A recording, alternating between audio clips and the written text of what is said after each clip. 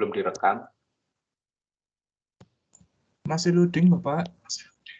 Oh iya, nah sudah. Terima kasih Andre. Ya, kita akan memulai perkuliahan. Silahkan para penyaji, Kadek dan Gide mempersiapkan diri dengan makalah penelusuran aset, perhitungan dan pemulihan kerugian negara. Ya, nanti akan mengawali kawan-kawan penyaji akan mengawali dengan doa, terus kemudian selanjutnya melakukan presentasi dan memimpin diskusi. Pada bagian akhir baru dikembalikan ke saya. Ya, silahkan pada Kadek dan Gide untuk memimpin perkuliahan pagi ini. Ya, terima kasih Pak Dan. Selamat pagi Pak Dan dan teman-teman. Alangkah baiknya kita berdoa menurut kepercayaan kita sebelum memulai pertemuan pada pagi hari ini. Berdoa dipersilahkan.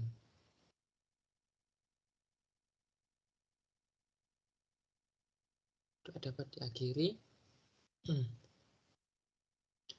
Ya, materi yang akan kita bahas yaitu penelusuran aset, pemulihan kerugian, dan perhitungan kerugian.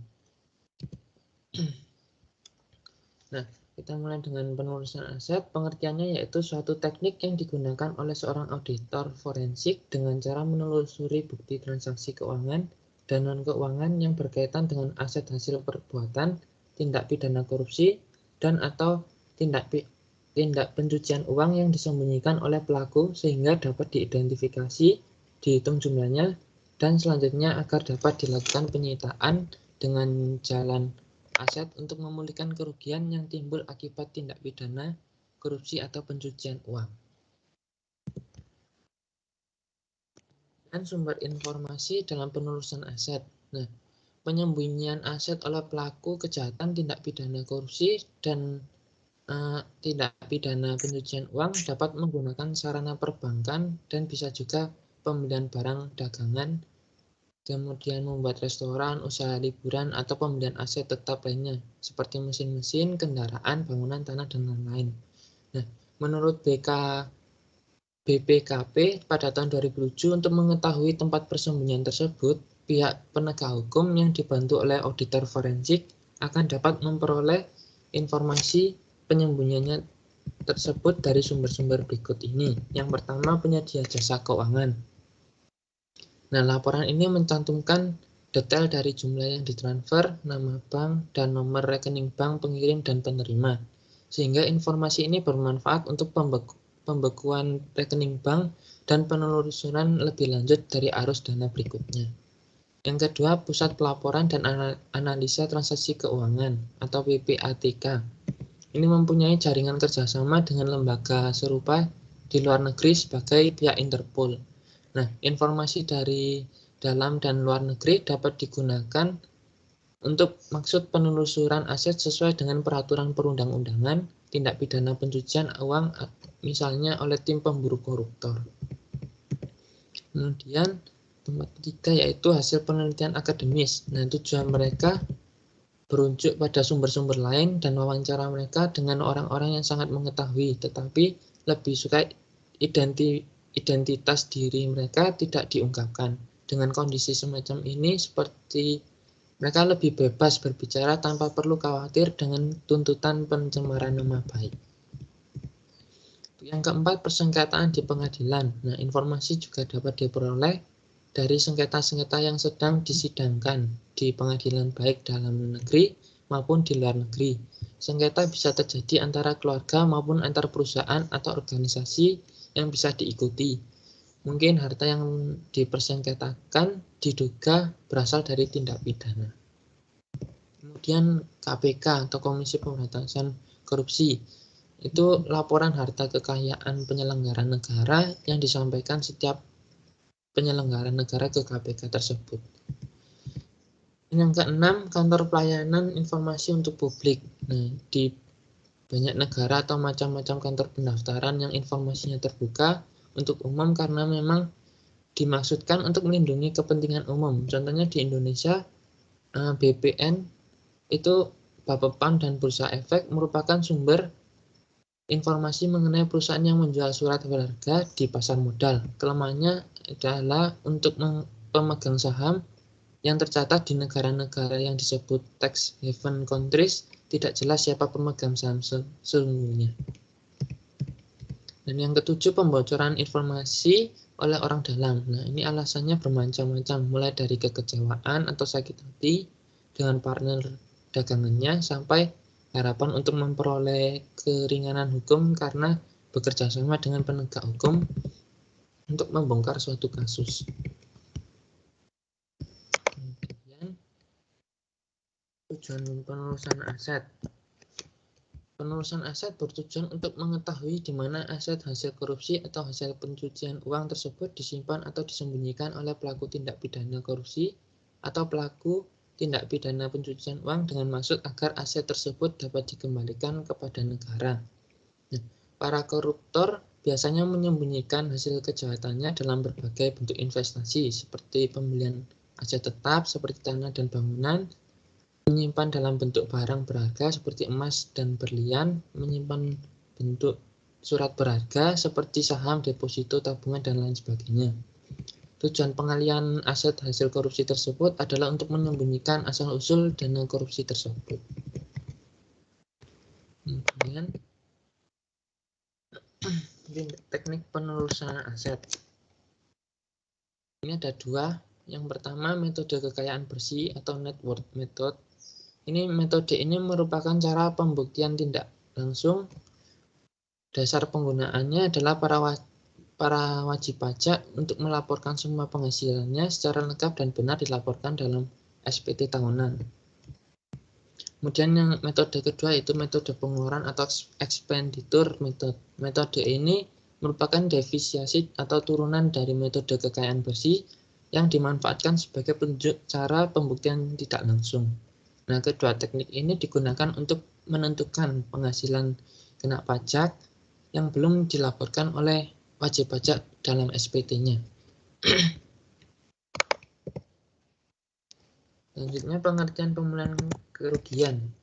Ini menurut Tuan Kota dalam bukunya Akuntansi Forensik dan Audit Investigatif pada tahun 2007 menyatakan bahwa yang dimaksud pemulihan kerugian adalah merupakan proses untuk mengubah aset yang sudah ditentukan lewat penelusuran aset menjadi aset untuk diserahkan kepada pihak yang dimenangkan dalam penyelesaian sengketa. Proses ini biasanya terjadi di dalam negeri maupun di luar negeri, antara lain meliputi penyelidikan atas bukti-bukti mengenai kepemilikan harta, pembukuan, atau pemblokiran rekening di perbankan dan lembaga keuangan lainnya, serta pemblokiran. Dengan demikian dapat disimpulkan apabila terjadi tindak pidana pencucian uang ataupun tindak pidana korupsi, dalam hal ini yang dirugikan adalah negara, maka pemulihan kerugian akan diserahkan kepada negara. Dan pelanggaran yang dilakukan terhadap UU yang berlaku. Dasar hukum pemulihan kerugian negara dan hasil penelusuran aset antara lain terdapat dalam Undang-Undang Nomor 8 Tahun 2010 tentang pencegahan dan pemberantasan tindak pidana pencucian uang dan Undang-Undang Pemberantasan Tindak Pidana Korupsi di dalam UU Nomor 31 Tahun 1999 dan UU Nomor 20 Tahun 2001. Banyak pihak yang sependapat bahwa Undang-Undang Nomor 8 Tahun 2010 tentang pencegahan dan pemberantasan tindak pidana pencucian uang lebih efektif untuk memulihkan keuangan negara dalam hal pengembalian aset jika dibandingkan dengan Undang-Undang Pemberantasan Tindak Pidana Korupsi. Alasannya yaitu karena UU PPTPU atau tentang pencegahan dan pemberantasan tindak pidana pencucian uang menggunakan paradigma baru dalam penanganan tindak pidana, yaitu dengan pendekatan menelusuri aliran uang untuk mendeteksi TPPU dan tindak pidana lainnya. Selanjutnya, saudara Kadek. Selanjutnya itu perhitungan kerugian. Kerugian yang dimaksud yaitu kerugian yang mencerminkan keadaan nyata sebagai konsekuensi perbuatan melawan hukum, yang berarti perhitungan yang meliputi asuransi ekonomi dan lain-lainnya. yang pada akhirnya harus diuji dengan ketentuan hukum. Next.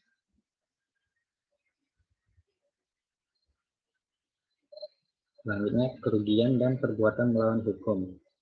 Berdasarkan pasal 1365 Kitab Undang-Undang Hukum Perdata, berbunyi, setiap perbuatan yang melanggar hukum dan membawa kerugian kepada orang lain mewajibkan orang yang menimbulkan kerugian itu karena kesalahannya untuk menggantikan kerugian tersebut. Next. Selanjutnya, berdasarkan Rosa Agustina, yang pertama, suatu perbuatan melawan hukum yang mengakibatkan kerugian kepada orang lain mewajibkan orang yang karena kesalahan atau kelalaiannya menerbitkan kerugian itu mengganti kerugian tersebut.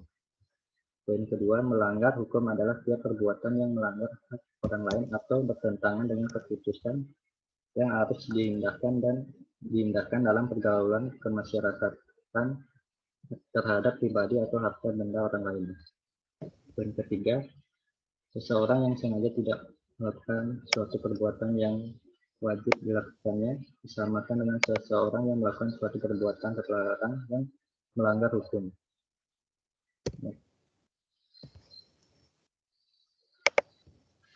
Selanjutnya, perbandingan tuntutan ganti rugi menurut teori klasik law dengan tuntutan ganti rugi berdasarkan kontraktual. Teori law memberikan perlindungan hukum terhadap berbagai kepentingan seperti keamanan pribadi, harta benda, dan kepentingan ekonomi. Perlindungan tersebut diberikan melalui sistem kompensasi ganti rugi secara terdata. Berdasarkan teori classical law, ganti rugi diberikan untuk mengembalikan penggugat pada posisi ketika perbuatan melawan hukum itu terjadi. Hal ini berbeda dengan tuntutan ganti rugi berdasarkan hubungan kontraktual, di mana ganti rugi itu bertujuan untuk menempatkan si penggugat pada posisinya seandainya perjanjian itu terlaksana. Next. Selanjutnya, gagasan mengenai kerugian. Pasal 1243 sampai pasal 1252 yang berjudul penggantian biaya kerugian dan bunga karena tidak dipenuhinya suatu perikatan. Judul ini menunjukkan dua hal. Yang pertama, ungkapan penggantian biaya kerugian dan bunga mempunyai markas yang akan dibahas di bawah. Kedua, ungkapan karena tidak dipenuhinya suatu perikatan mempunyai makna ganti rugi yang timbul akibat cedera janji atau wan prestasi. Dalam pasal-pasal tersebut akan ditemukan istilah debitor, kreditor, atau perikatan lainnya, sewa, upah, bunga sepanjang hidup, dan lain-lain. Ini perbedaan penting antara kerugian negara atau dalam hukum administrasi negara dan keuangan negara atau dalam undang-undang tentang pemberantasan tipikor yang merupakan kerugian di sektor publik. Gagasan selanjutnya yaitu Undang-Undang tentang Perbendaharaan Negara atau Undang-Undang Nomor 1 Tahun 2004 memberikan definisi tentang kerugian dalam konteks kerugian negara atau daerah. Pasal 1 ayat 22 Undang-Undang ini berbunyi, kerugian negara atau daerah adalah kekurangan uang, surat berharga, dan barang yang nyata dan pasti jumlahnya sebagai akibat perbuatan melawan hukum baik sengaja maupun lalai. Selanjutnya, menurut petunjuk BPK, kerugian negara adalah berkurangnya kekayaan negara yang disebabkan oleh sesuatu tindakan melanggar hukum atau kelalaian seseorang dan atau disebabkan suatu keadaan di luar dugaan atau di luar kemampuan manusia. Selanjutnya, besarnya jumlah kerugian negara. Dalam masalah kerugian negara, pertama-tama perlu diteliti dan dikumpulkan bahan bukti untuk menetapkan besarnya kerugian yang diderita oleh negara. Dalam penelitian ini perlu diperhatikan bahwa tidak diperkenankan melakukan tuntutan ganti rugi untuk jumlah yang lebih besar daripada kerugian sesungguhnya yang diderita. Berdasarkan surat Government Sekretaris 30 Agustus 1963 nomor 2498 Garing. Karena itu pada dasarnya besaran kerugian negara tidak boleh ditetapkan dengan kira-kira atau ditaksir.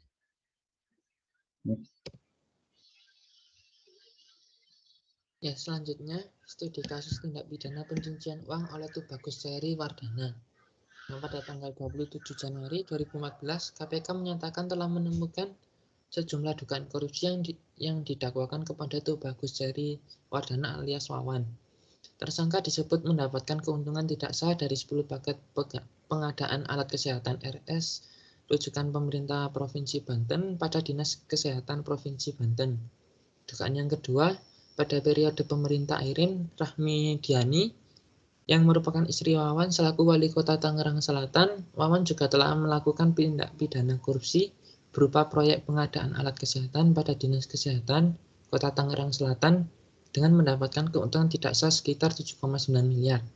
Dugaan ketiga, Wawan juga diketahui telah melakukan tindak pidana korupsi pengadaan tanah pembangunan sport center pada tahun 2008 sampai 2011 di Pemprov Banten. Dan dugaan keempat, pada tahun 2006 sampai 2010 PT BBP milik Wawan mendapatkan keuntungan tidak sah dari porsi fee dari proyek yang dikerjakan Yuni Astuti. Nah, ini untuk pembahasan studi kasus di atas. Jaksa KPK melakukan penelusuran aset yang dilakukan oleh Wawan dan menemukan beberapa modus pencucian uang yang dilakukan terdakwa, diantaranya yaitu yang pertama, modus pertama, dengan sengaja mencampur adukan rekening penerima pembayaran proyek dan kantor pelayanan pendaharaan negara dengan rekening untuk menampung pinjaman kredit modal kerja atas nama PT Bali Pacific Pragma yang milik Wawan tersebut.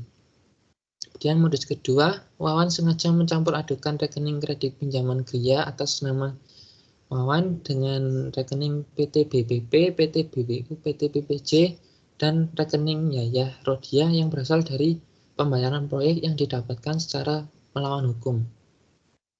Kemudian modus ketiga, uang-uang hasil proyek yang didapatkan secara melawan hukum dan sudah ditempatkan di berbagai rekening itu sebagian besar dilakukan transaksi setor atau tarik tunai oleh staf PT BBP dan ditransfer ke rekening Yayah Rodia dan perusahaan lainnya yang kegunaannya berdasarkan pengakuan Yayah Rodia untuk pembelian dan pembayaran aset milik Wawan.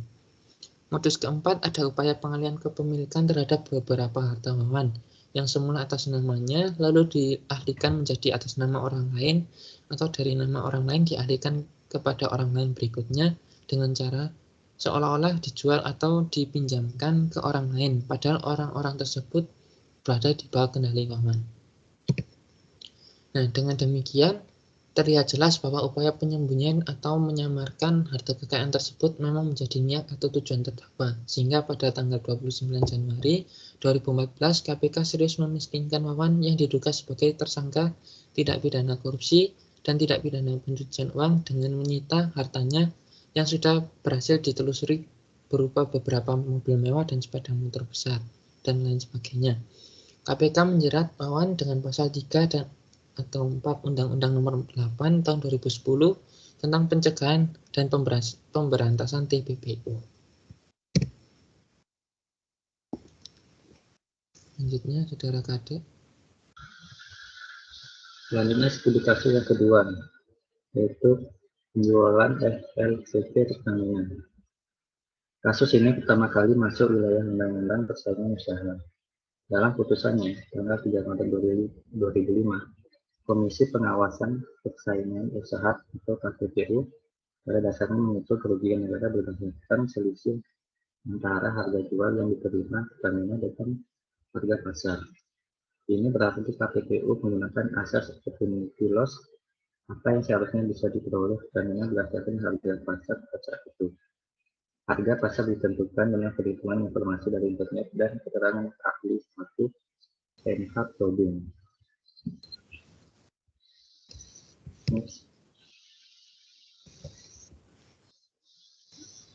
Harga jual FLCT 1 full 2540 sebesar 94,5 juta US dollar, sedangkan FLCT 2 full 1541 sebesar 89,5 juta US dollar.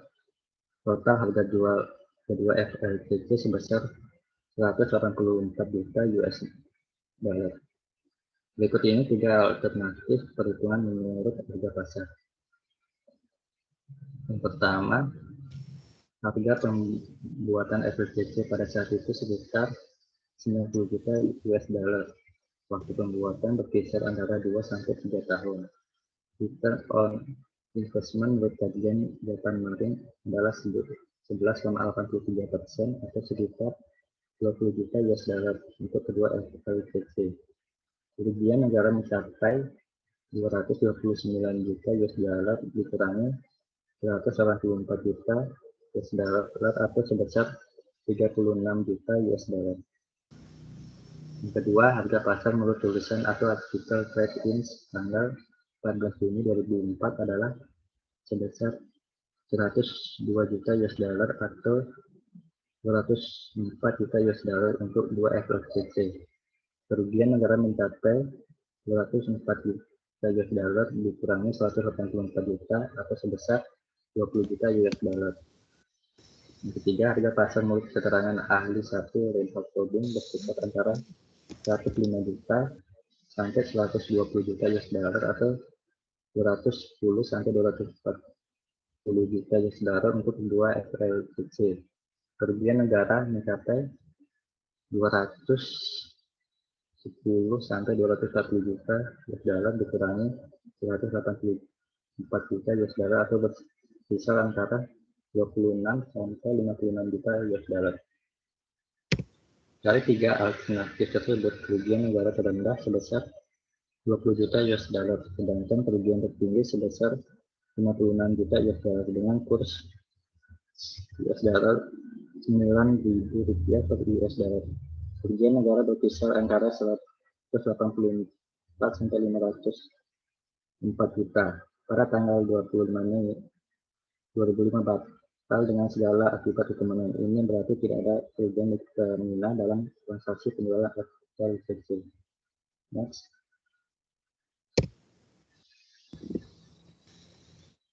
Bahasanya, pertama, Mahkamah Agung membatalkan putusan Pengadilan Negeri Jakarta Pusat tanggal 25 Mei 2005 yang mengabulkan permohonan kasus KPPU. Ini berarti perhitungan kerugian oleh KPPU diterima Mahkamah Agung. Ada kerugian bagi Pertamina dari transaksi penjualan FLCC. Kemudian, kasus ini menarik perhatian KPK dan Kejaksaan dalam konteks Undang-Undang Pemberantasan Tindak Pidana Korupsi. Kedua lembaga ini melakukan penyelidikan, KPK menghentikan penyelidikannya, Kejaksaan meneruskan penyelidikannya ke tingkat penyidikan, tetapi akhirnya menerbitkan SP3. Kedua lembaga ini mengumpulkan informasi sampai ke luar negeri.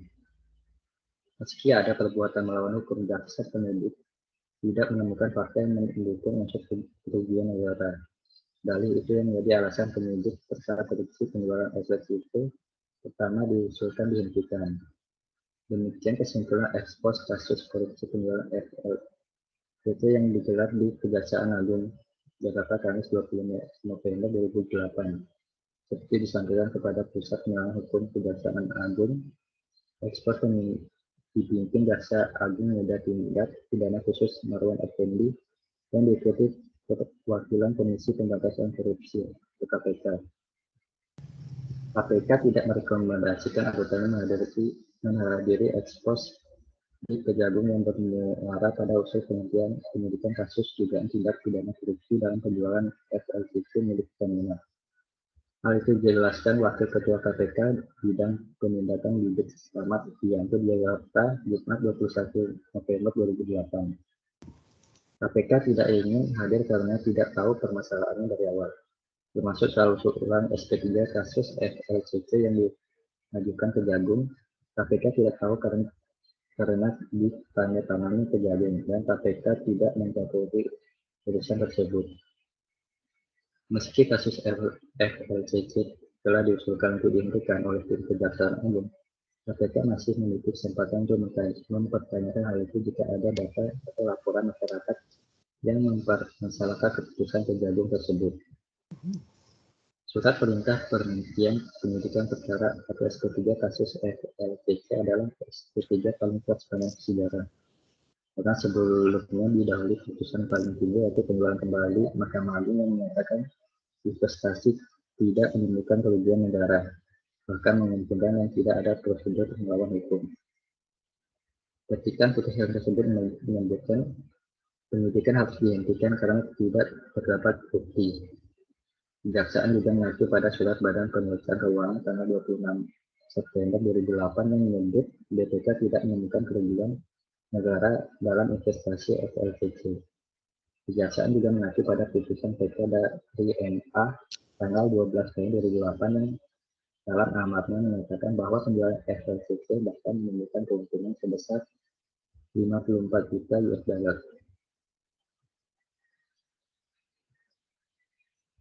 Next.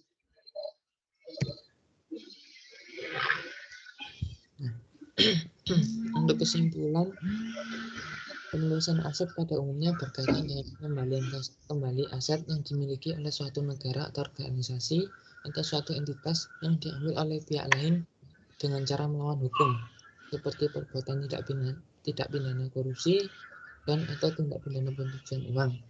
Hal tersebut sesuai dengan apa yang dilakukan oleh Komisi Pemberantasan Korupsi yang telah menuntut Wawan ke dalam pengadilan atas tindak pidana pencucian uang yang dilakukan oleh Wawan. KPK dalam kasus ini sangat teliti dalam menelusuri aset atau harta yang telah dilakukan oleh Wawan. Hingga hasil dari kasus tersebut terdapat harta-harta yang telah disembunyikan dengan sengaja sehingga sudah sepatutnya untuk diserahkan kepada atas negara. Dalam mengajukan perhitungan kerugian, akuntansi forensik harus mulai melihat konteks hukum yang menjadi tuntutan kerugian. Apakah ia sedang menghitung kerugian yang dimilikinya salah satu pihak tidak memenuhi kontrak dagang atau kerugian terhadap negara yang diakibatkan oleh kelalaian pegawai negeri sipil dalam konteks hukum administrasi negara atau kerugian negara yang diakibatkan oleh tindak pidana korupsi. Sekian presentasi dari kami. Kami membuka 2 sesi tanya jawab. Masing-masing sesi akan ada 3 pertanyaan. Silakan teman-teman yang ingin bertanya.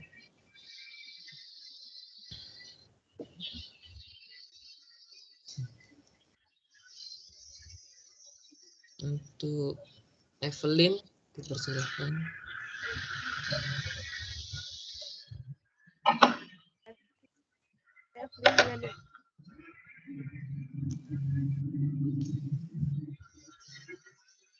Suaranya kecil. Begitu aku terpilih aku. Tes.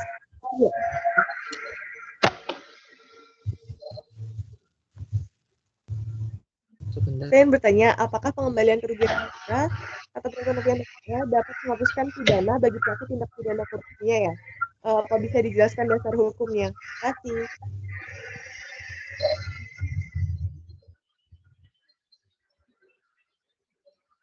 Iya, terima kasih pertanyaannya. Kemudian dari Jessie, dipersilahkan. Ya, terima kasih atas kesempatannya kelompok. Saya Jessica dengan NIM 12181018 mau bertanya apa yang terjadi apabila terpidana tidak dapat membayarkan dendanya. Terima kasih.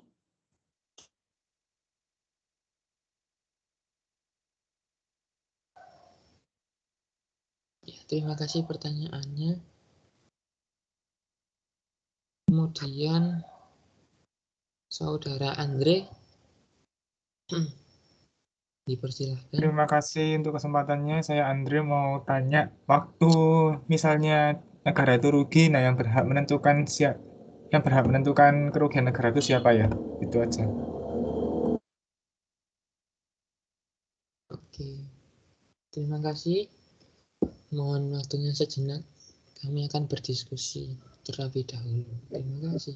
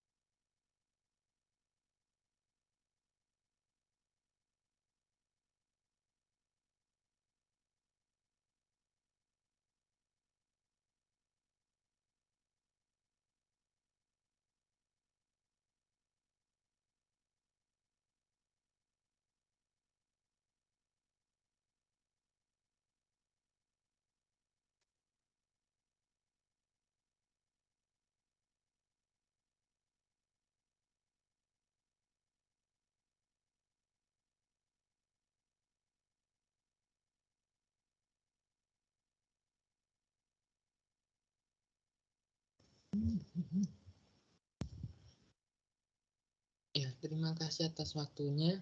Saya akan menjawab pertanyaan dari saudari Evelyn. Apakah pengembalian kerugian negara dapat menghapuskan pidana bagi pelaku tindak pidana ya? Dan jelaskan dasar hukumnya. Nah, pengaturan mengenai pembayaran uang pengganti dalam pengembalian kerugian keuangan negara diatur dalam UU nomor 3 tahun 1971. Kemudian dilengkapi dalam UU nomor 31 tahun 1999 dalam pasal 18 ayat 2. Dan pasal 4 UU Tipikor juga menyebutkan bahwa pengembalian kerugian keuangan negara atau perekonomian negara tidak menghapuskan dipidananya pelaku tindak pidana, sehingga penggantian penyidikan dan penuntutan perkara korupsi karena alasan telah mengembalikan kerugian negara merupakan alasan yang tidak tepat dan bertentangan dengan undang-undang. Apakah bisa menjawab? Baik, terima kasih Gideon. Ya, sama-sama. Selanjutnya, saya akan menjawab pertanyaan dari Jesse. Bagaimana jika pidana tidak dapat membayarkan denda pidananya? Nah, maka denda tersebut diganti dengan kurungan. Namanya kurungan pengganti. Itu maksimum 6 bulan, tetapi jika ada pemberatan, misalnya dihukum denda atau beberapa pembuatan, maka bisa diperberat menjadi paling lama 8 bulan. Kurungan pengganti ini merupakan cara untuk memaksa terpidana mau membayarkan denda. Oleh karena umumnya memang orang lebih suka kehilangan uang dibanding kebebasan, itu asumsinya. Tapi dalam beberapa kasus tentu saja akan ada orang-orang yang lebih memilih dikurung dibandingkan membayar denda, walaupun mampu. Selalu ada pengecualian untuk hal pasti. Kayak begitu. Seperti itu, apakah bisa menjawab saudari Jessi? Ya, sudah. Terima kasih, kelompok. Sama. Selanjutnya, saya akan menjawab pertanyaan dari saudara Andre. Pertanyaannya, siapa yang berhak menentukan kerugian negara? Berdasarkan pasal 10 ayat 1 Undang-Undang BPK, BPK menilai dan menetapkan jumlah kerugian negara yang diakibatkan oleh perbuatan melawan hukum, baik sengaja maupun lalai yang dilakukan oleh bendahara, pengelola BUMN atau BUMD, dan lembaga atau badan lain yang menyelenggarakan pengelolaan keuangan negara. Apakah sudah menjawab saudara Andre? Oke sih.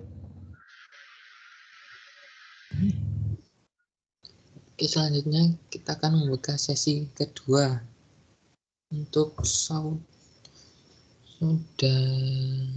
dari Fajar, saudara Fajar. Baik, terima kasih atas kesempatannya. Nama saya Fajar dengan NIM 12.18.009 mau bertanya. Lembaga apa saja yang diberi kewenangan untuk menghitung secara nyata kerugian negara yang diakibatkan kecurangan? Itu saja, terima kasih kelompok. Ya, terima kasih atas pertanyaannya. Untuk saudari, kemudian saudari Ilona, dipersilakan. Baik, terima kasih atas kesempatannya. Saya Ilona dengan NIM 12.18.10015. Saya mau bertanya, siapa ya yang melakukan tahapan dari setiap penelusuran aset? Terima kasih.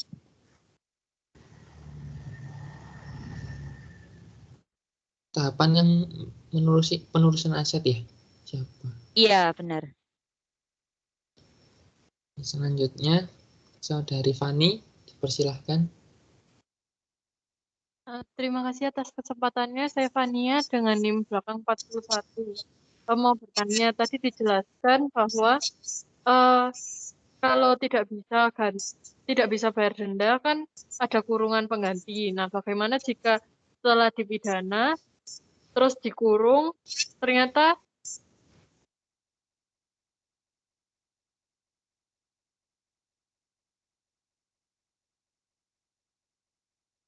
Suaranya hilang.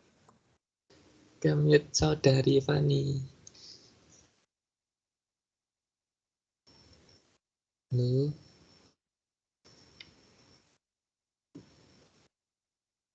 Ternyata. Ternyata benar hilang. Pan. Nah, mungkin di skip dulu. Lanjut. Tes, apakah Ya, masuk? masuk. Iya.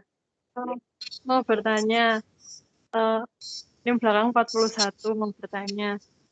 Tadi kan dijelaskan bahwa kalau tidak bisa bayar denda akan ada kurungan pengganti. Nah, setelah dipidana dan dikurung, ternyata di tengah masa kurungan tersebut bisa membayar denda itu bagaimana ya? Terima kasih. Ya, terima kasih atas pertanyaannya. Kami akan berdiskusi sebentar ya, teman-teman. Terima kasih.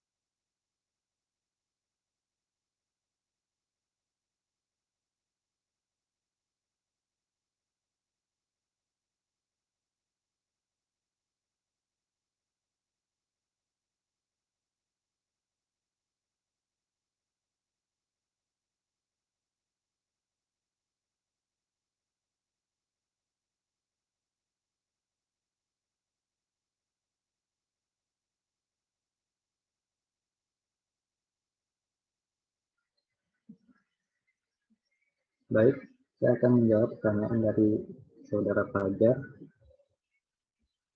Lembaga manakah yang diberikan kewenangan untuk menghitung secara nyata kerugian negara? Jawabannya, perhitungan kerugian negara dapat dilakukan oleh Badan Pemeriksaan Keuangan, Badan Pengawasan Keuangan dan Pembangunan, Inspektorat Jenderal, badan lain yang mempunyai fungsi untuk itu, bahkan oleh pihak perusahaan. Apakah sudah menjawab? Baik, terima kasih kelompok. Ya, sama-sama. Selanjutnya saya akan menjawab pertanyaan dari saudari Ilona mengenai siapakah yang melakukan setiap tahapan dari penelusuran aset. Penelusuran aset atau harta dilakukan oleh penyelidik atau penyidik dibantu oleh auditor forensik dengan cara mengumpulkan dan mengevaluasi bukti-bukti transaksi keuangan dan non-keuangan yang berkaitan dengan aset hasil perbuatan tindak pidana. Apakah sudah menjawab? Baik, terima kasih. Ya, sama-sama.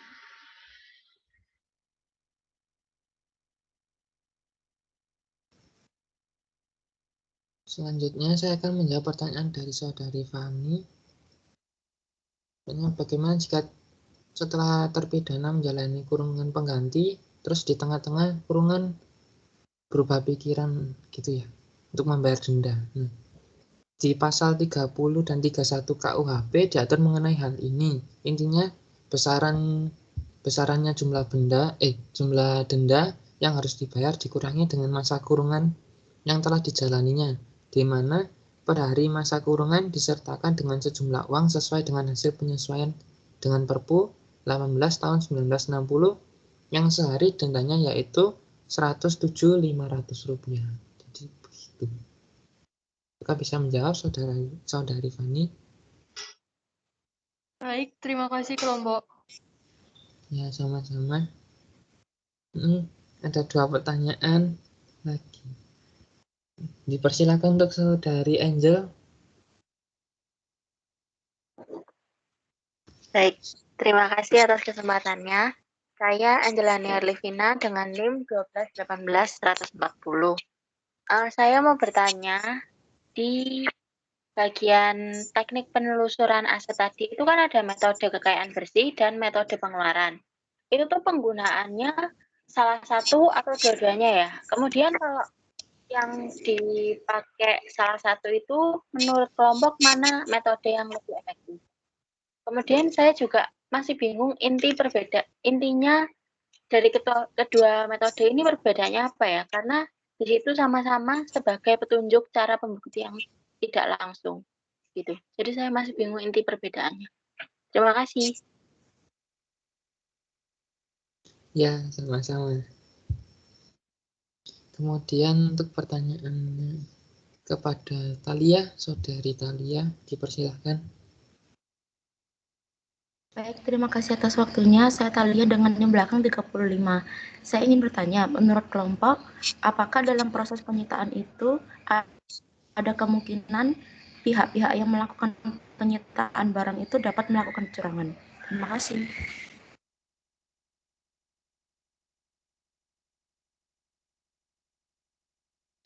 Terima kasih. Mohon waktunya sebentar, kami akan berdiskusi sebentar. Terima kasih.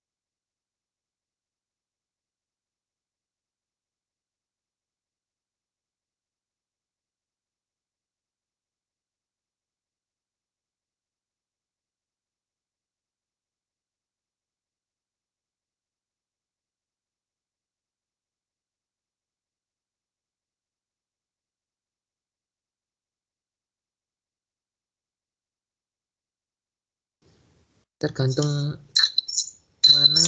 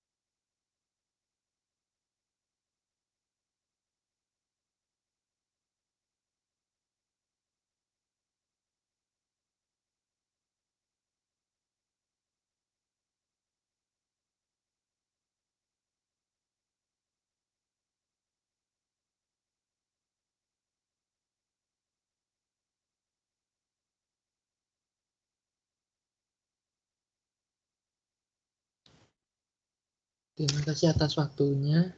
Saya akan menjawab pertanyaan dari saudari Angel. Dua metode tersebut berjalan terpisah. Jadi kegunaannya itu tergantung situasi dan kondisi yang dibutuhkan. Kalau network method itu lebih sampai saat ini penggunaannya itu lebih ke daftar harta atau kewajiban dalam SPT PPh, atau misal lebih gampangnya para wajib pajak yang mengumpulkan harta benda. Tetapi kalau expenditure method ini lebih cocok untuk para wajib pajak yang tidak mengumpulkan harta benda tetapi mempunyai pengeluaran besar. Seperti itu, Angel. Jadi mana yang lebih penting tergantung situasi itu, mau pakai yang mana, karena berbeda. Apakah bisa menjawab? Oh, oke. Terima kasih kelompok. Sama-sama. Selanjutnya, saya akan menjawab pertanyaan dari saudari Talia. Misal dalam proses penyitaan, apakah ada indikasi dalam prosesnya itu ada kecurangan? Bisa jadi ada. Bisa jadi ada pihak-pihak yang curang dan mengakibatkan double time. Tapi di Indonesia sendiri sudah mengoptimalkan hal tersebut dan melakukan pengawasan dengan baik. Apakah sudah menjawab? Sudah, terima kasih. Baik, sama-sama. Ya, terima kasih teman-teman atas partisipasinya. Saya kembalikan kepada Pak Dan. Ya, terima kasih pada kelompok yang sudah menyajikan dengan cukup baik makalah mengenai penelusuran, perhitungan, dan pemulihan kerugian negara. Ya, memang kemudian ada banyak peraturan perundangan yang harus dipakai, harus dipelajari karena kita ngomong tentang kerugian negara, tidak ngomongin masalah kecurangan yang sifatnya umum. Jadi termasuk bagaimana ada terkait dengan undang-undang tipikor, undang-undang pencucian uang, TPPU ya, tindak pidana pencucian uang, kemudian terkait dengan metode-metode perhitungan negara, terus metode-metode hukuman ya, termasuk di dalamnya adalah undang-undang berita acara perdata dan berita acara pidana. Jadi banyak hal yang terkait dengan peraturan perundangan karena kita bicara tentang harta negara dan kekayaan negara yang kemudian karena satu dan lain hal itu menimbulkan adanya kecurangan yang menimbulkan kerugian bagi negara. Dan kemudian bagaimana hukumannya, bagaimana kemudian kewajiban mengembalikannya bagi yang terpidana. Nah, itu semuanya memang terkait dengan peraturan perundangan yang harus dipelajari ya. Karena ini kita ngomongin urusannya kecurangan yang terjadi oleh siapapun yang terlibat penggunaan maupun penyelewengan di kerugian negara, bukan perusahaan yang selama ini kita pelajari. Memang kemudian Pak ini kan dekat dengan ini akuntansi ini ya, sektor publik. Ya memang ini kaitannya dengan sektor publik, tapi bahwa kemudian yang kita lihat kan bukan sektor publiknya, tapi kemudian adanya fraud atau kecurangan yang kemudian mengakibatkan kerugian pada negara dan bagaimana mengembalikannya. Oke, nah kita awali yang pertama dengan penelusuran aset. Nah, penelusuran aset saat kecurangan terjadi, maka harus dilakukan penelusuran aset.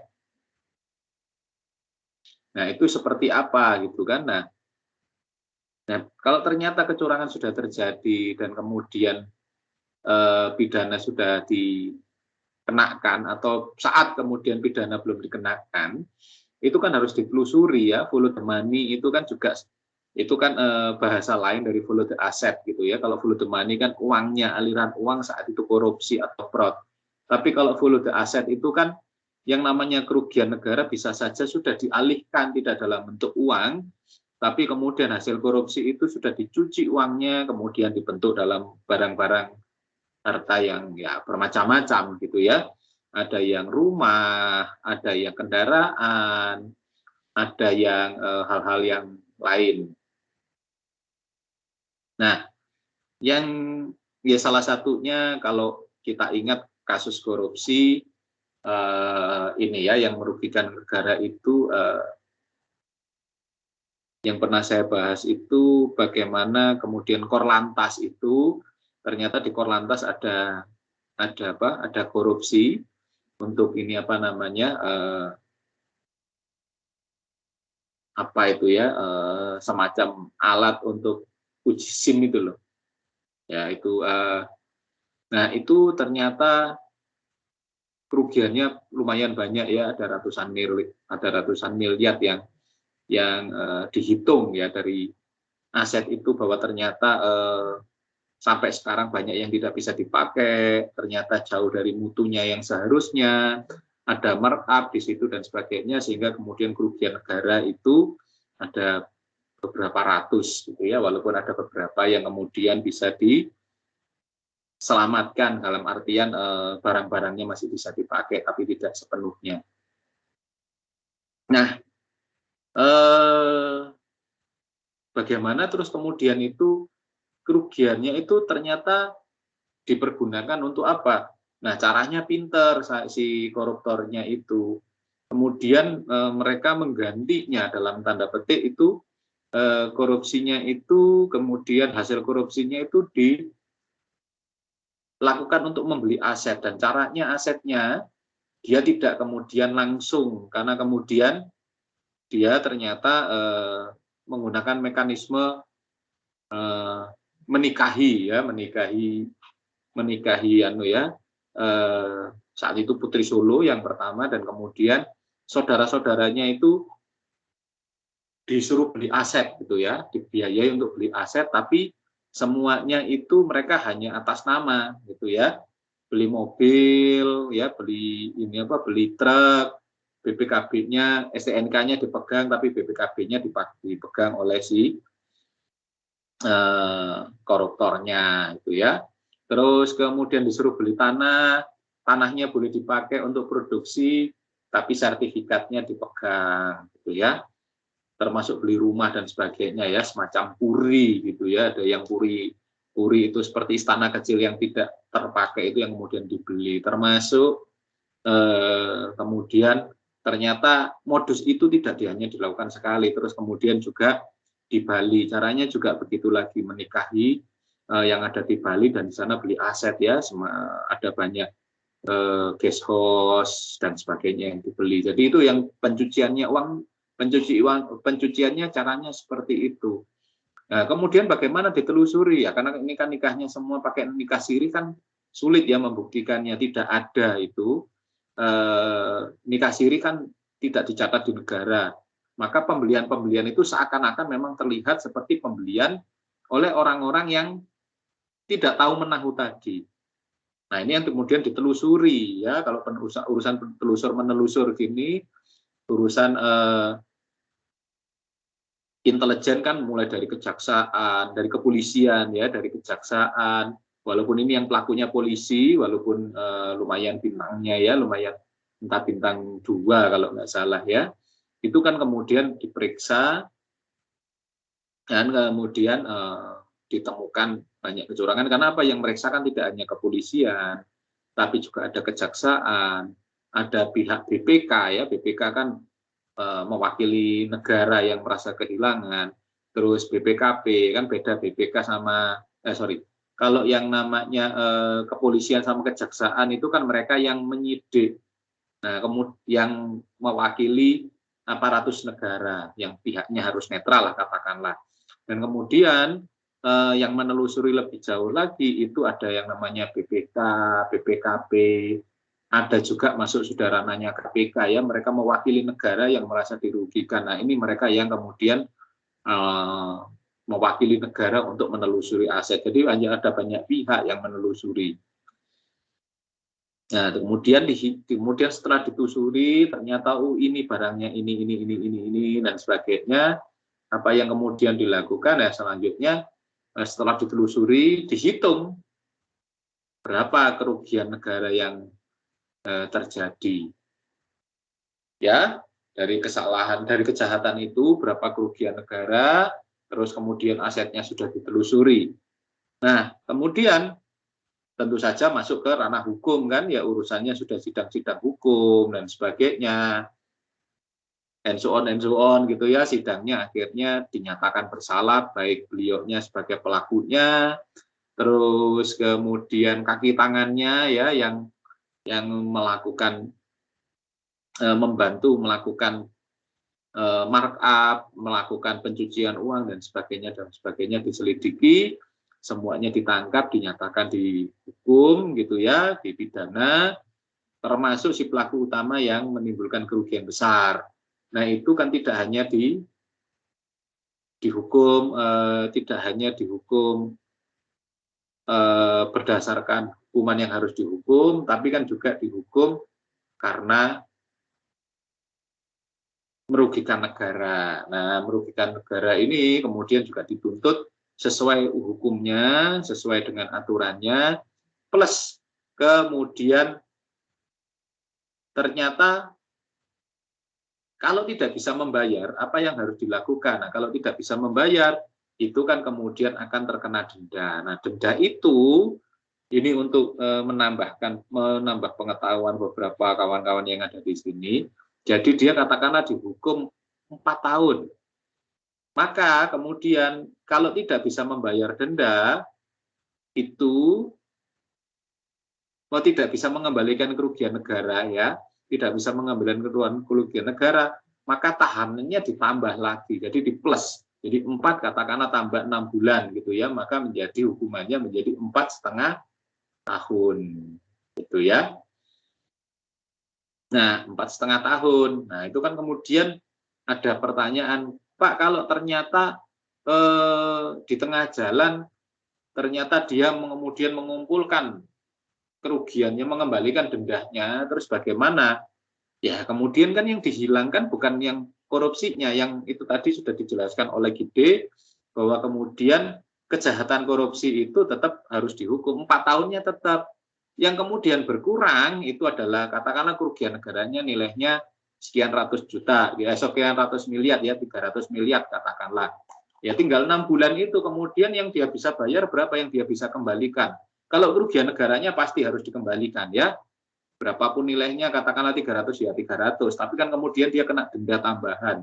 Nah, kena denda tambahannya ini yang kemudian ternyata untuk 6 bulan. Nah, ternyata dia bisa membayar separuh, ya bisa saja kemudian hukumannya tidak kemudian 4 tahun, kalau 4 tahunnya pasti tetap, tapi kemudian 6 bulannya menjadi 2 bulan atau 3 bulan. Jadi yang bisa ini ditambah kurangkan itu adalah yang bagaimana kemudian urusan dengan denda atau kemudian dengan masa tahanan tambahan. Tapi kalau yang 4 bulan yang karena kasus korupsinya, yang karena kejahatannya, karena kesalahannya ya tetap 4 tahun gitu ya. Kalau katakanlah dia dihukum 4 tahun ya 4 tahun. Nah, itu tidak bisa dikurangkan atau ditambahi ya. Kalaupun dikurang bertambah itu mekanismenya lewat pengajuan banding. Bisa saja kemudian saat banding ternyata malah diringankan oleh hakim yang lebih tinggi ya. Kalau tingkatannya kan Mahkamah Agung, kalau kasus korupsi kan langsung ya, karena dia tingkatnya provinsi langsung kemudian ketemunya sama nasional, ketemu sama Mahkamah Agung. Nah, itu yang bisa meringankan atau bahkan menambahkan hukuman lebih berat itu yang di 4 tahunnya tadi, itu di MA. Sedangkan tambahannya dia, hukuman tambahannya itu memang tergantung kemampuan dia mengembalikan itu sudah pasti. Apakah kemudian ada tambahan saat kemudian 6 bulannya itu yang bisa kemudian, kalau ternyata dia bisa bayar rendah, kalau keseluruhan bisa saja dipertambahkan dipertimbangkan menjadi berkurang ya hukuman kurungannya, bahkan tidak dihukum kurungan, atau ternyata cuma dihukum 1 bulan atau seperti apa, itu kan berdasarkan tentu saja kemampuan dia melunasi denda. Nah, kalau ternyata dibayar semua bisa saja dicabut, tidak kemudian yang 6 bulan tidak ditambahkan, tapi yang 4 tahunnya ya tetaplah wong namanya hukuman karena dia melakukan korupsinya, tindak pidana korupsi, bukan karena tidak mampu membayar denda. Kalau membayar denda itu dengan urusannya dengan hukuman tambahan. Nah, itu yang perlu diperhatikan oleh kawan-kawan. Nah, kemudian itu dasar hukumnya ada semua ya, sudah seperti yang dijelaskan oleh Gide dan Kadek tadi ya. Ada bagaimana pengenaan terhadap korupsi, bagaimana kalau hukuman tambahan dan sebagainya dan sebagainya. Nah, kemudian ada pertanyaan, siapa yang menghitung nih, Andre tadi ya, siapa yang berhak menghitung? Kan udah ada badannya, ada banyak ya. Kemudian kan mereka kemudian semuanya masuk di persidangan itu kan, kemudian mana yang mau dipakai itu kan ya terserah dari hakimnya, biasanya si kejaksaan. Nah, kejaksaan itu menghitung, pasti mereka kemudian mempertimbangkan masukan dari BPK, BPKB, dari KPK, dan kemudian dari kepolisian gitu ya. Kalau ranahnya sudah masuknya itu kalau ke pengadilan tipikor ya, tapi kalau sudah masuknya ke ranah korupsi yang maju KPK ya berarti yang bisa menuntut dan menghitung itu pihak jaksa penuntut dari KPK, sudah beda lagi. Maka ya kemudian yang jadi pertimbangan ya yang kepolisian, yang kejaksaan jadi pertimbangan bagi jaksa penuntut KPK gitu ya. Jadi tergantung siapa, kalau ternyata ranahnya masih ranah pidana atau perdata biasa, ya maka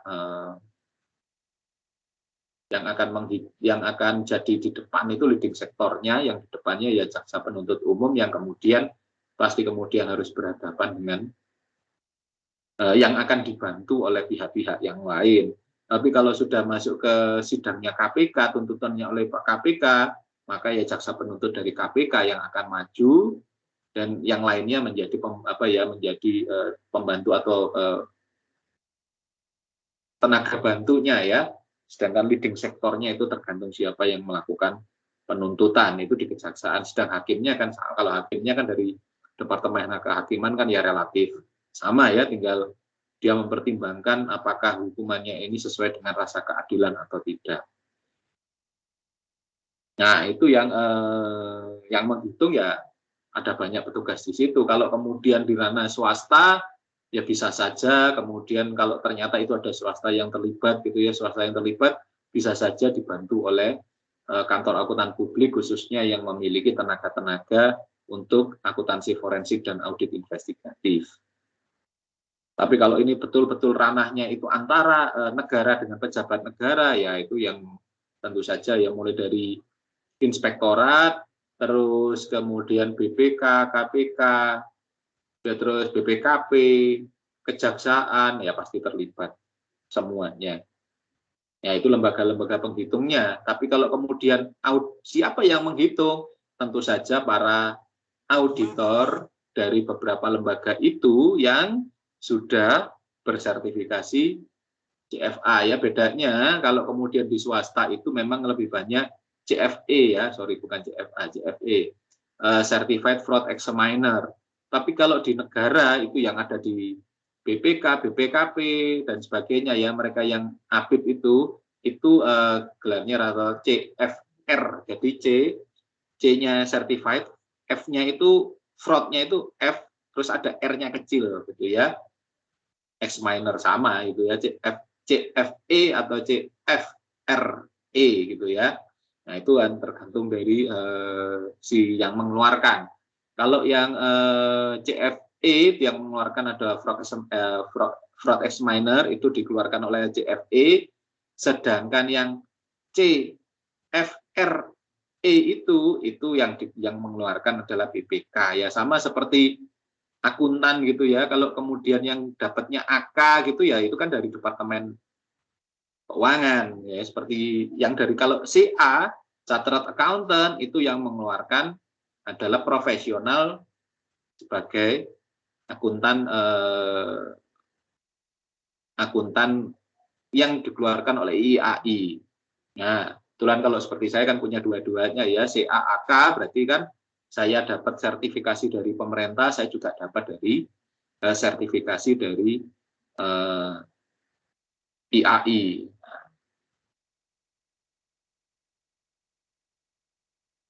Itu yang kemudian yang bisa saya jelaskan sebagai tambahan penelusuran aset, terus kemudian membayar setelah, oh ya ini yang sudah Fania tadi yang sudah saya jelaskan di awal, bagaimana kalau ternyata membayar di tengah-tengah, kemudian bagaimana metode.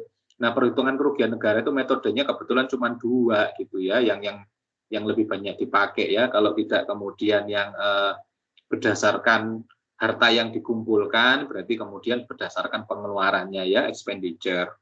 Nah, akan sangat berbeda kalau itu dihitungkan di fraud yang metodenya ACFE ya, ACFE menggunakan 8 metode. Dan 2 metode ini ada di salah 2 dari 8 metode itu. Jadi kalau untuk perhitungan kerugian negara memang kemudian lebih kepada 2 ini yang utama gitu ya. Nah, kalau yang di swasta itu ya katakanlah ACFE itu pelakunya itu katakanlah pihak swasta ada 8 metode dan 2 ini termasuk salah 2 dari 8 metode itu.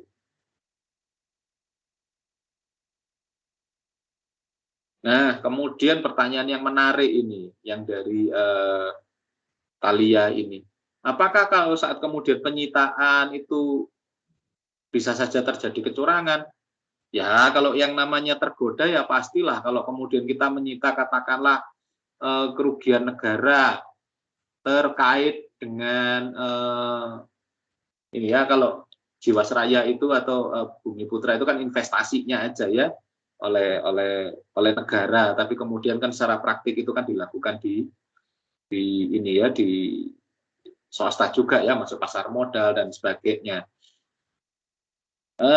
Contoh yang paling pas ya seperti yang itu yang saya kembalikan itu kerugian yang dilakukan oleh saat Korlantas itu, saat Korlantas Polri itu melakukan kecurangan, dilakukan oleh seorang jenderal gitu ya, yang kemudian dia itu mengkorupsi uang negara untuk membeli peralatan simulator SIM, baik SIM untuk mulai dari sepeda motor, untuk mobil, sampai kemudian yang truk gitu ya, barang-barang besar itu kemudian dikorupsi. Nah, itu kan yang betul-betul yang langsung merasa rugi, langsung yang terdampak itu kan negara. Nah, kemudian kan disita nih barang-barangnya, baik barang-barang kekayaan yang tadi, yang dia beli rumah, yang kemudian dia beli tanah dan sebagainya, kayak gitu bisa. Nah, ternyata kemudian kan ada berapa mobil, berapa kendaraan, bisa nggak terjadi kecurangan saat disita? Ya sangat mungkin. Kecurangannya bisa saja kalau kemudian dia ingin beli sendiri gitu ya. Kalau katakanlah saya gitu ya sebagai yang menghitung ya, saya sebagai salah satu fraud examinernya gitu ya, yang kepingin suatu saat itu akan saya beli sendiri ya, tapi memang prosesnya panjang, bisa saja saya hitung dengan penilaian yang rendah. Supaya apa? Supaya nanti saat kemudian dinyatakan untuk denda itu nilainya bisa saya beli, atau saya punya kedekatan, dalam tanda petik saya tidak independen, saya buat rendah supaya apa? Nilainya rendah supaya apa? Hukumannya tidak terlalu tinggi. Ya, tapi kan kemudian bahwa yang menghitung karena tidak satu, ya jadi akan sulit gitu ya kemudian melakukan kecurangan yang seperti itu, karena yang menghitung ternyata tidak hanya BPK, tidak hanya ada orang BPKB, ada orang KPK. Ya, kalau kemudian yang satu, yang lainnya di rata-rata masih 11-12, tapi yang ini kok jomplang gitu ya 9 gitu ya, atau katakanlah jadi 13 kan ya, yang lainnya jadi bertanya-tanya, loh kok bisa terlalu rendah kayak gitu kan, malah dipertanyakan independensinya. dan profesionalitasnya, kan malah jadi masalah gitu ya. Tapi apakah mungkin? Oh, sangat mungkin, sangat bisa, ya namanya manusia kok. Pertimbangannya apakah dia curang, ataukah karena kemudian ngerasa tidak independen, atau rasa kasihan, atau karena saking nggak sukanya terus kemudian jadi lebih dimahalkan lagi, ya sangat mungkin itu semua terjadi. Apakah pernah? Nah, ini yang saya kemudian belum menemukan, ya karena ini kan saat perhitungan, saat penyitaan dan sebagainya itu kan tertutup semuanya.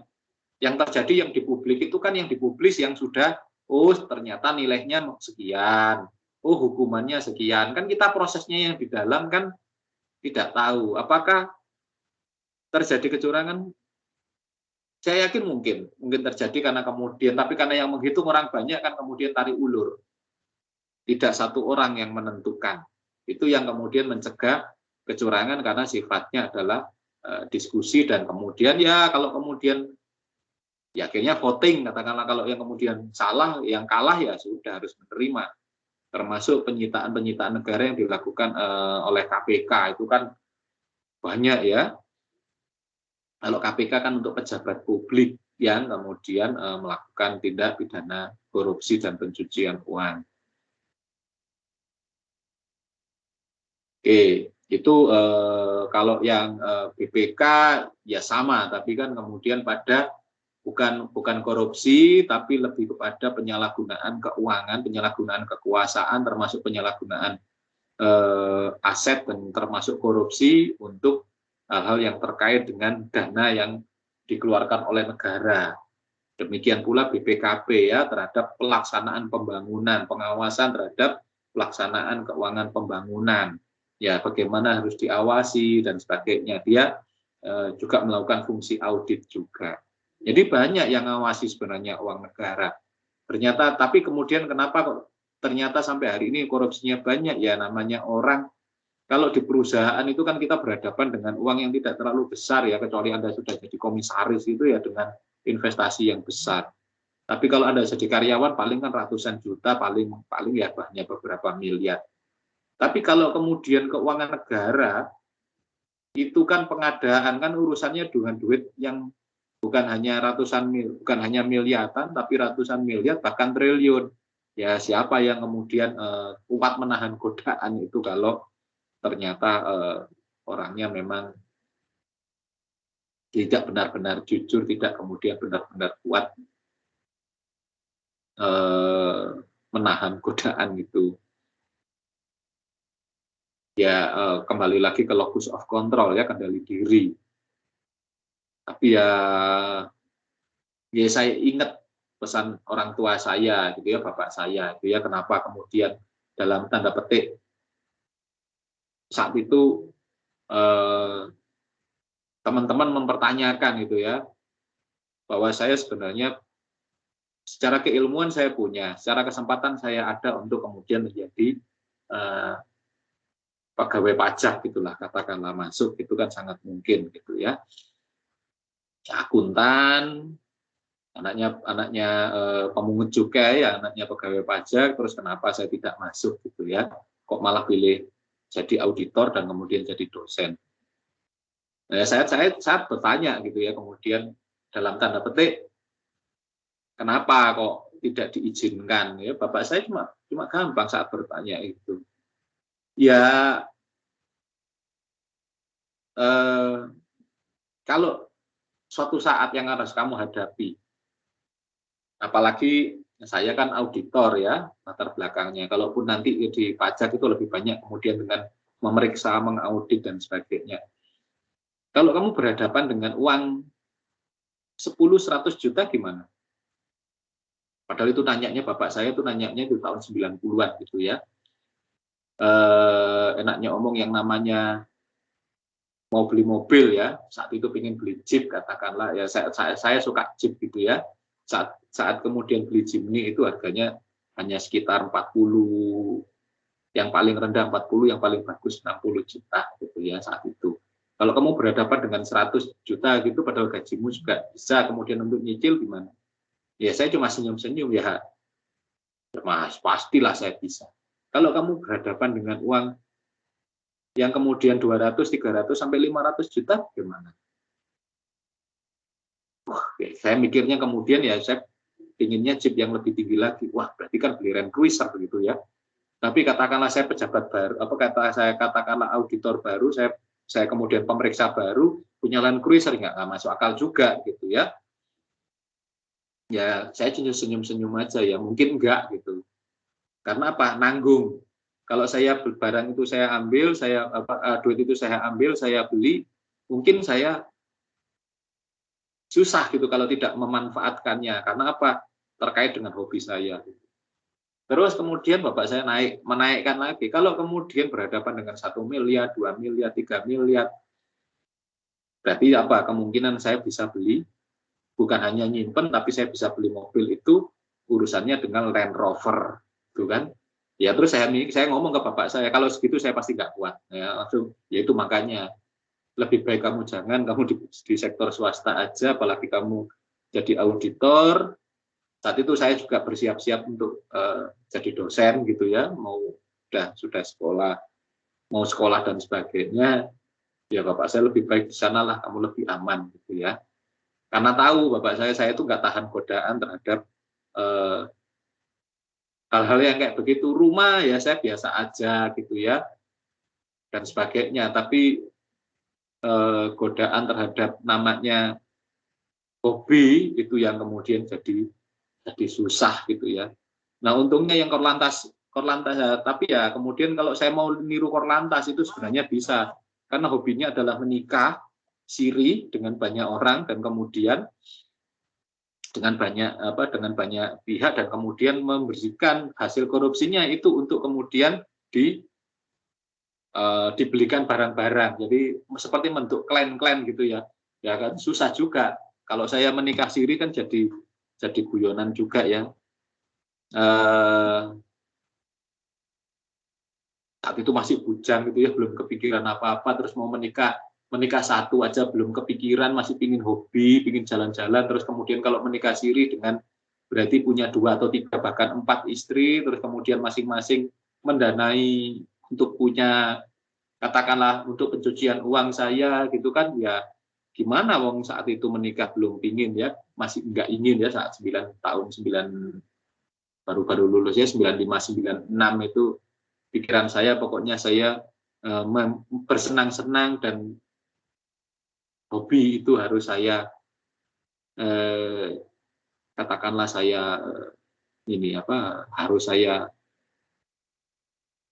capai gitu ya. Betul akhirnya saat saya setelah pulang kerja gitu ya, saat kemudian jadi dosen pertama kali yang saya lakukan adalah uang ini, tabungan itu, pesan ibu saya adalah belilah rumah.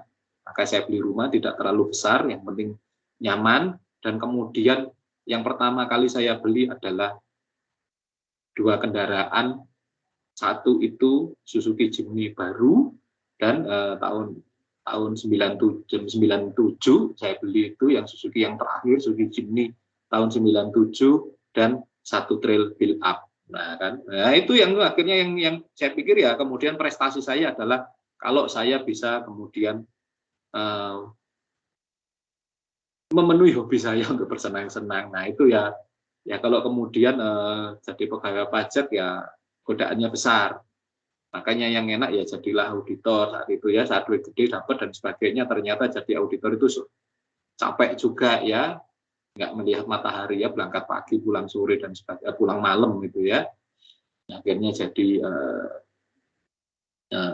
ya untuk bisa hobi itu bisa bersenang-senang dan sebagainya ya, ternyata jadi dosen gitu itu ternyata masih bisa, hobinya tetap jalan, bersenang-senangnya jalan, uangnya ya lumayan lah, pokoknya cukup untuk hidup walaupun nggak seberapa. Tapi ya itu katakanlah bagaimana kemudian insight dari orang tua saya yang saat kemudian saya baru lulus itu kemudian akan memilih pekerjaan itu diberi pemahaman seperti itu. Kalau kamu jadi pegawai pajak seperti ini, kamu jadi pegawai swasta seperti ini, kalau kemudian ya jadi auditor seperti apa gitu kan ya, akhirnya auditor itu pilihan saya, kalau pegawai negeri itu lebih baik tidak bagi bapak saya, karena bapak saya lebih suka saya bekerja sebagai pegawai swasta. Padahal saya paling tidak jadi pegawai swasta. Katakanlah saya sudah dipersiapkan untuk jadi tinggal masuk aja lah akuntan di sebuah perusahaan go public yang saat itu perusahaan go public belum banyak. Tapi saya malesnya cuma satu. Kalau saya bekerja di sebuah perusahaan, maka pekerjaan saya ya begitu-begitu aja. Hobi saya pasti kemudian macet, kemudian saya tidak bisa semena-mena liburan atau kemudian ngetrail dengan teman-teman atau saya off-road dengan teman-teman, saya tidak bisa, mau camping sewaktu-waktu tidak bisa, karena kan jadwalnya jelas, jadwal kerjanya dari dari Senin sampai Sabtu. Kalau dulu kan masih 6 hari kerja kan, saya punya liburan cuman semalam saja. Nah, itu yang saya kemudian saya tidak akan jadi pegawai swasta, apalagi pegawai bank. Pasti enggak. Walaupun pakaiannya rapi, tapi itu bukan saya gitu kan. Pakaiannya rapi, uangnya mungkin cukup, tapi hobi tidak tersalurkan. Ya, kalau saya kan ya pokoknya saya itu nomor satu, hobi itu harus dengan pekerjaan harus jadi satu ya, bersenang-senangnya itu jadi bersama gitu ya. Nah kemudian itu ternyata bapak saya tidak kemudian menunjukkan berapa pendapatan resminya. Kalau pendapatan resminya masing-masing tempat itu langsung dikasih tahu begini-begini ya, sudah tahu saya gitu ya. Tapi kemudian kemungkinan korupsinya itu, pegawai pajak saya nggak boleh, bapak saya nggak suka auditor, benci dengan namanya auditor karena bapak saya pegawai pajak. Auditor itu seringkali membantu perusahaan untuk kemudian melakukan yang namanya penghindaran pajak dan sebagainya dan sebagainya dan sebagainya. Jadi ya karena kebetulan itu bidang yang kemudian kerja jadi auditor itu ternyata bisa menyalurkan hobi saya,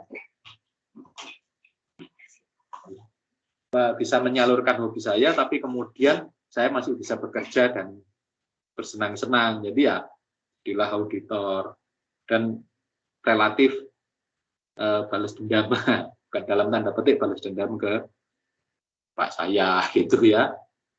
Bukan balas dendam sih, hanya kemudian saya mencari pekerjaan yang paling tidak disukai oleh bapak saya gitu ya. Ternyata saya hanya bisa menjalaninya tidak lebih dari 3 tahun, dan kemudian setelah itu jadi dosen pada pekerjaan yang saya tidak pernah pikirkan, dan itu adalah saran dari ibu saya gitu. Sebaiknya kayak begini loh, kamu itu kayak begini-begini sukanya, kamu begini-begini ya. Akhirnya ya karena ibu saya guru gitu ya, latar belakangnya guru, ya akhirnya ternyata jadi dosen itu yang kamu itu lo nggak pingin terikat, nggak pingin apa dan sebagainya, masih pingin ini, masih pingin bersenang-senang ini dan sebagainya, gaji kamu nggak terlalu mikir dan sebagainya, ya ternyata memang jadi dosen menjadi pilihan yang tepat. Nah nanti kalau Anda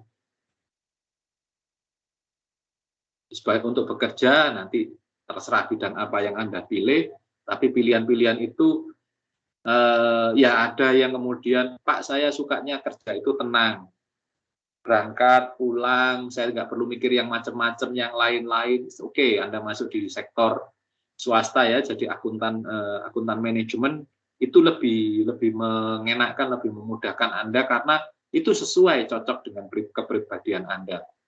Kalau sukanya yang tantangan, suka cari challenge dan ini dan sebagainya, bisa jadi investor. Kalau investor belum cukup, bisa katakanlah kemudian jadi broker ya. Kalau tantangannya itu dalam tanda petik semi puak gitu ya. Enaknya apa ya, kalau pegang uang itu kalau nggak ditaruh di sana sini itu, kalau hanya ya punya uang agak sedikit banyak, walaupun banyak atau sedikit itu, kalau kayak begitu nggak seru. Kalau kemudian tidak ada tegang-tegangnya, ya Anda spekulatif itu tanda tidak jalan, ya nanti masuklah ke sektor keuangan gitu ya. Kalau kemudian yang pingin tenang banget ya masuk sektor perbankan. Kalau yang agak penuh tantangan, pingin ilmu yang banyak, jalan ke sana kemari, tidak hanya satu perusahaan yang Anda masuki, tidak hanya satu entitas yang Anda pelajari, bisa jadi akuntan publik ya, atau auditor. Itu nanti kemudian akan ada banyak, pasti Anda kemudian bekerja keliling satu perusahaan dengan yang lain, berpindah satu tempat ke tempat yang lain, tidak hanya dalam provinsi ya, tapi bisa saja sampai ke antar provinsi ya, tidak hanya AKDP ya, antar kota dalam provinsi, tapi sangat mungkin menjadi antar kota, antar provinsi ya, AKAP gitu, kayak bis.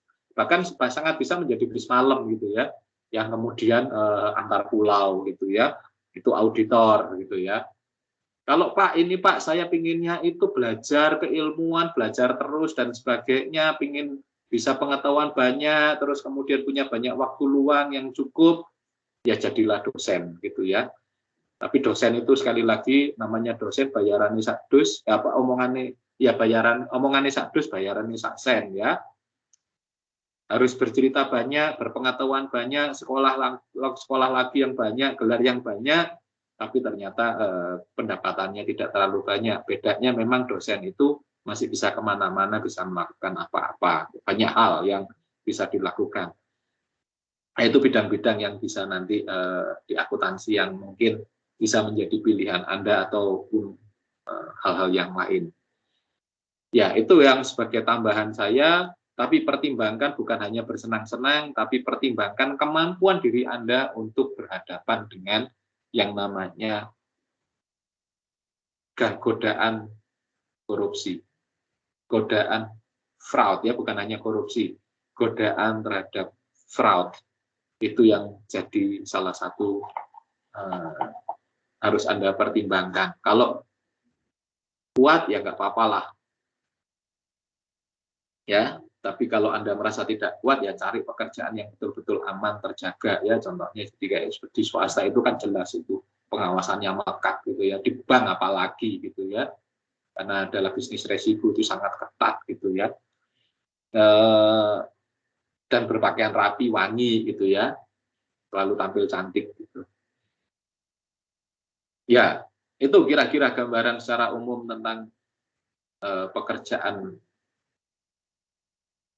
Anda nantinya yang terkait dengan akuntansi forensik dan audit investigatif atau menjadi sektor publik ya di kepemerintahan itu di BUMN atau nanti jadi pegawai swasta biasa dan sebagainya. Itu nanti pilihan yang bisa Anda ambil ya, Anda pilih. Oke, kira-kira itu yang bisa saya sampaikan. Dan ada yang ingin didiskusikan atau yang ditanyakan, silahkan. Isi Pak. Ya. Saya mau bertanya Pak, ini kan masih kurang satu kelompok Pak. Iya. Dan minggu depan itu kalau nggak salah minggu tenang ya Pak? Minggu tenang. Iya, bagaimana ya, kenapa itu kan nggak apa-apa? Tetap kelas ya, atau apa-apa. bagaimana? Ya tetap lah. Masa yang satu kelas nggak? Ya, oke kalau gitu. Terima. Mau tanya itu aja. Iya. Iya tetap kan kurang si Billy sama Agnes toh. Iya. Agnes sama Billy ya maju minggu depan. Jangankan yang audit itu sampai nanti di UAS masih maju. Masih ada 2 kelompok. Karena kebetulan 1 kali libur, terus kemudian 1 kali yang saya keluar kota, dan kemudian ada undangan mendadak yang harus saya tinggalkan. Jadi 3 minggu kosong. Jadi mereka terpaksa sampai hari ini.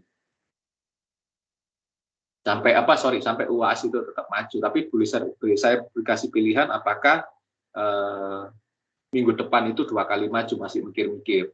Tapi kalau kelompok ini memang untuk AFAI ya kurang 1 ya nanti tetap masuk minggu depan.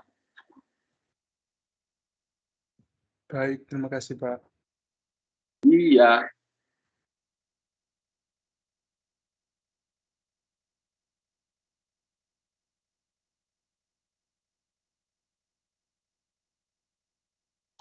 Oke, ada yang lain lagi?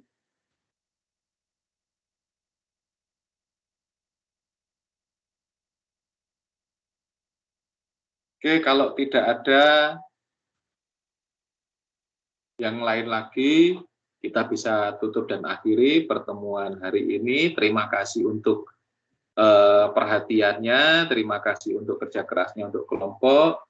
Setelah ini nanti saya akan kirimkan beberapa hal yang harus diperbaiki makalahnya oleh kelompok ini. Nggak tahu ya, di kelompok ini makalah di awal-awal itu rapi, minim kesalahan, masuk di tengah-tengah ke belakang itu kok ternyata banyak kesalahannya ya. Kesalahannya ya itu masalah referensi, masalah bagaimana menulis tabel dan sebagainya. Kok banyak kacaunya, nggak tahu itu. Awal-awal bagus padahal sampai setengah jalan. Oke, itu yang bisa saya sampaikan, nanti tinggal diperbaiki. Tentu saja persiapkan untuk UAS-nya.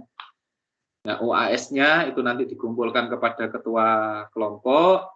Dalam masing-masing kelompok itu satu folder. Kalau seperti ini 2 kelompok berarti akan mengumpulkan 4 file. Satu file perbaikan revisi dari ini perbaikan dari makalahnya. Kalau ternyata memang harus ada PPT yang dirubah, berarti nanti juga merubah PPT-nya. Kalau tidak ada tetap dikirim ulang, dikirim balik, terus kemudian ada 2 artikel yang untuk UAS. Jadi seperti kelompok ini contohnya pasti akan mengumpulkan 4 file, gitu ya.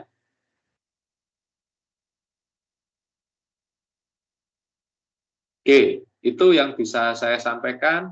Silahkan mulai hari ini memperbaiki filenya, memperbaiki makalahnya, terus kemudian menyiapkan juga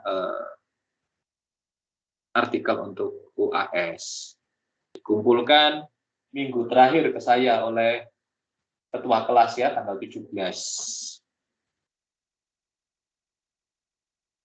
Oke, kalau tidak ada yang lain lagi, tidak ada yang ditanyakan, kita akan tutup dan akhiri. Kita mengucap syukur pada Tuhan untuk semua yang sudah kita dapatkan, untuk segala kebaikan yang kita terima, dan ini semoga menjadi pengetahuan, pemahaman baru tentang bagaimana kita kemudian menyikapi diri berhadapan dengan fraud dan kemudian belajar tentang fraud. Ya, terima kasih. Kita akan akhiri dengan doa. Mari kita tutup dalam doa, berdoa menurut iman kepercayaan masing-masing. Dipersilahkan.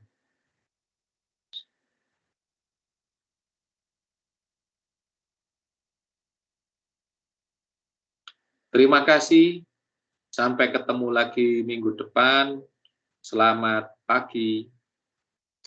Pagi, Pak. Selamat pagi, Pak. Terima